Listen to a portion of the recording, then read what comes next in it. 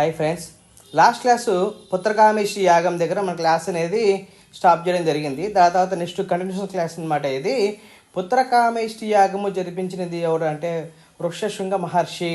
ఋష్యశృంగ మహర్షి జరిపించడంతో మన దశరథ మహారాజుకి 4 సంతానం కలిగిందనమాట. కౌశల్యకి శ్రీరాముడు, కైకేయికి భరతుడు, సుమిత్రకి లక్ష్మణుడు, శత్రుఘ్నుడు అని 4 సంతానం కలిగిందనమాట. ఇలా చెప్పి వచ్చేసరికి మన దశరథ మహారాజుకి 4 సంతానము ఇలా పిల్లలు పుట్టినసరికి చాలా సంబరపడిపోయారనమాట. అదే సమయంలో ఏం జరిగిందంటే బ్రహ్మ ఒక సభ ఏర్పాటు చేస్తారనమాట. దేవత అందరు కలిపి ఒక సభ ఏర్పాటు చేశాడు. ఎవరు? బ్రహ్మగారు సభ ఏర్పాటు చేసి ఏమన్నారంటే, ఇప్పుడు రాముడు జన్మించాడు. రాముడు దేని కొరకు జన్మించాడు? రావణ సంహారానికి రాముడు జన్మించాడు. ఎందుకు రాముడు జన్మించాడు అంటే రాముడు మానవ రూపంలో ఉంటేనే రావణ సంహారం జరుగుద్ది. ఎందుకు అంటే రావణుడు మనకు బ్రహ్మదేవుడి నుంచి ఒక వరం పొందాడు అనమాట. దేవతలు, యక్షులు, కింపురుషులు తర్వాత వీళ్ళందరి చేత అతనికి మరణం లేకుండా అతను కోరుకోవడం చేత అతనికి సర్వాధికారాలు వచ్చి తను దిక్పాలకుల్ని సైతము తన ఆధీనంలో నిలబెట్టుకున్నాడు అనమాట. అలాగా దేవతలందరినీ హింసించాడు అనమాట. అలాగా మానవ రూపులైనటువంటి మనుషులని తర్వాత అందరినీ కూడా తను హింసించేవాడు అనమాట. అలా హింసిస్తుంటే ఈ యాగం జరుగుతున్నప్పుడు విష్ణుమూర్తి ప్రత్యక్షమయ్యి, నేను దశరథ మహారాజుతో కడుపున జన్మిస్తాను, నేను మానవ రూపం దాల్చి నేను రావణుని సంహరిస్తానని చెప్పి మనకు చెప్పారు కదా. అలాగా దశరథ మహారాజు కడుపున శ్రీరాముడు, లక్ష్మణుడు, భరతుడు, శత్రుఘ్నుడు ఈ 4 జన్మిస్తారనమాట. అలాగా అప్పుడు బ్రహ్మ సభ ఏర్పాటు చేసి ఏం చెప్పారు? శ్రీరాముడు జన్మించాడు రావణ సంహారానికి. మీరు ఏం చేయాలంటే మీ అంశాలతోటి కొన్ని సృష్టించండి, మీ అంశాలతోటి సంతానాన్ని కనండి అని చెప్పారనమాట. అలాగా బ్రహ్మ నోటి నుంచి జాంబవంతుడు,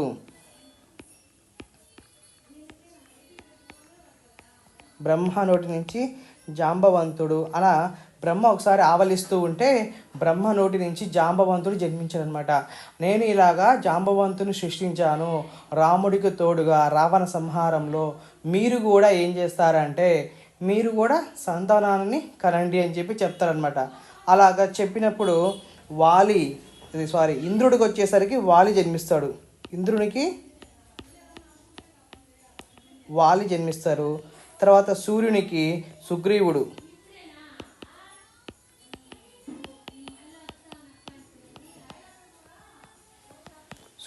సుగ్రీవుడు, బృహస్పతికి తారుడు,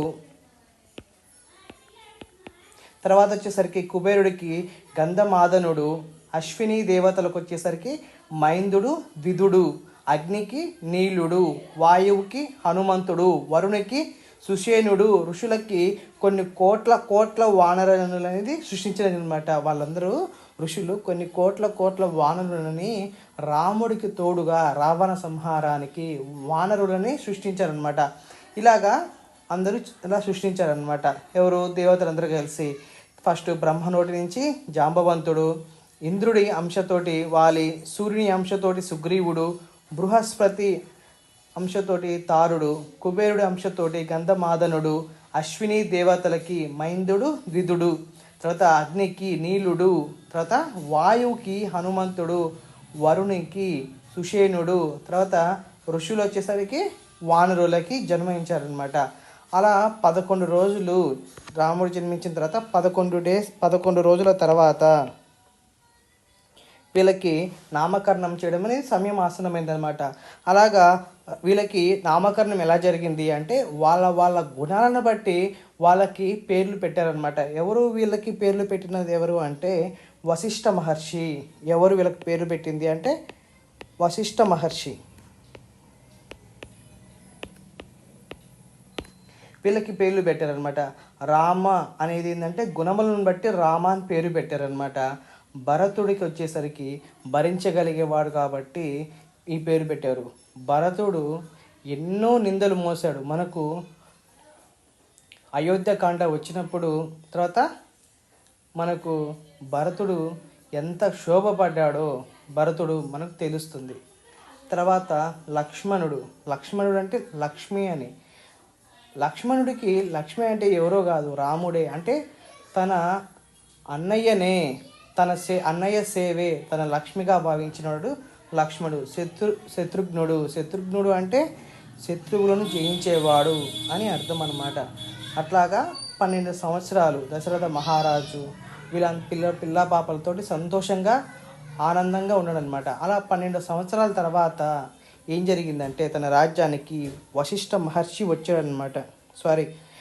ఇలా ఇలా జన్మించిన పిల్లలు వశిష్ఠ మహర్షి దగ్గర తన విద్యలు నేర్చుకున్నారనమాట. ఈ 4 పిల్లలు అలా నేర్చుకున్న తర్వాత 12 సంవత్సరాలు గడిచిన తర్వాత తన రాజ్యానికి విశ్వామిత్ర మహర్షి వచ్చాడనమాట.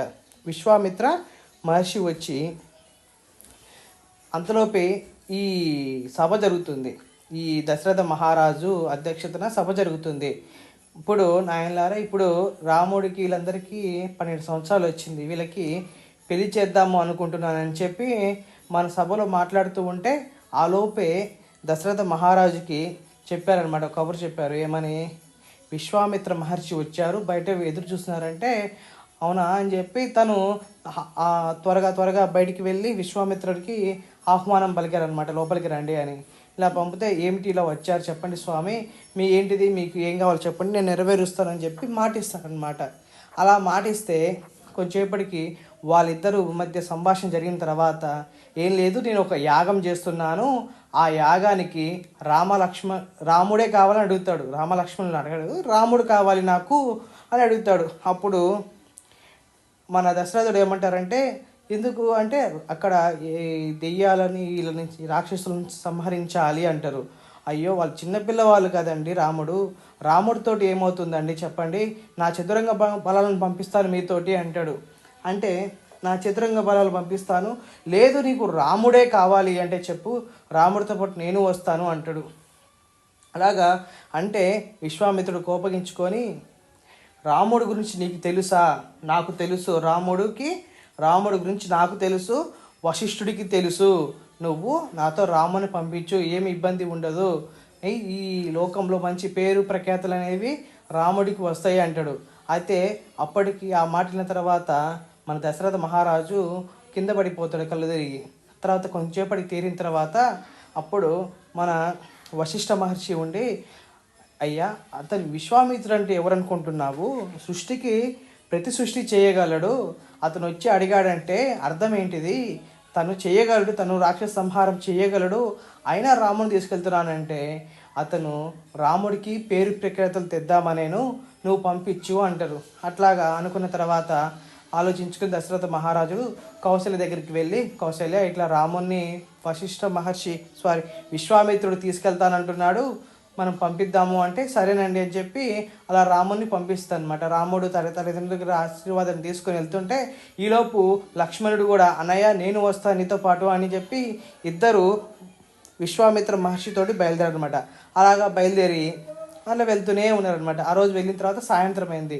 ఆ సాయంత్రం ఏం జరిగిందంటే వాళ్ళు అలాగా రెస్ట్ తీసుకున్నారనమాట. అలా రెస్ట్ తీసుకొని ఏం చేశారంటే కొంచెంసేపటికి పడుకున్నారనమాట. ఏదన్నా దొరికిన పదార్థాలతో తిరిగి పడుకున్నారు.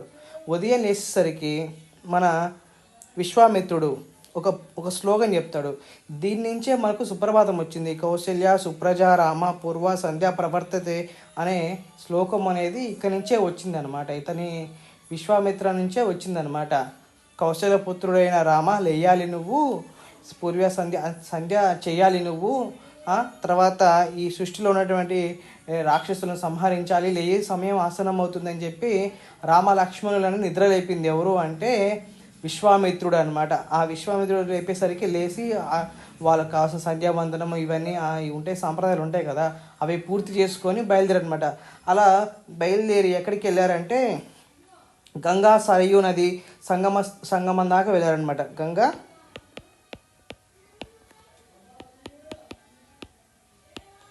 సరయూ సంగమ స్థానం దాకా అంతవరకు వెళ్ళి అక్కడ రాముడు అడిగారు, అక్కడే ఈరోజు రెస్ట్ తీసుకుందామని చెప్తారు. అక్కడ ఒక ఆశ్రమం ఉంది, అక్కడే ఆ ఆశ్రమంలో రెస్ట్ తీసుకుందామంటే విశ్వామిత్రుడు అడిగారనమాట. రాముడు, స్వామి,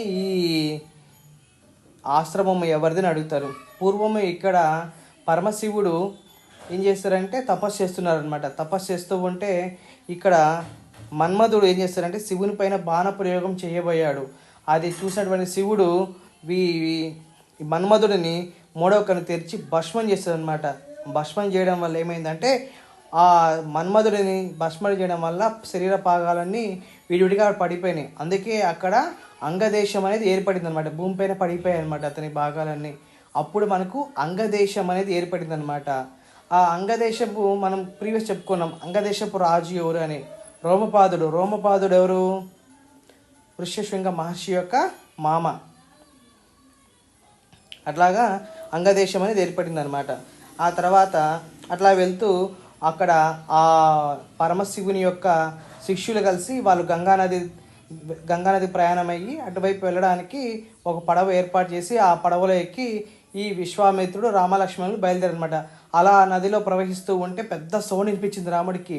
స్వామి ఏంది ఆ సౌండ్ అని అడిగితే అప్పుడు అతను అంటారు, ఇక్కడ గంగానది దాటుతున్నప్పుడు కైలాస పర్వత శిఖరాల పైన బ్రహ్మ ఈ సరస్సును అనేది ఏర్పాటు చేశాడు.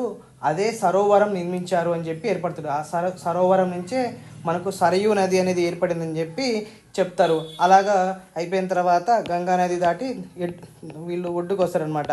ఆ ఒడ్డుకు వచ్చిన తర్వాత ఒక ప్రదేశానికి వెళ్తూ ఉంటే నిర్మానుష్యంగా ఉంటుంది. అదే ఏంటిది అంటే మనకు తాటకి కథ అనమాట. అది నెక్స్ట్ క్లాస్లో మీకు అప్లోడ్ చేస్తాను. Thank you friends.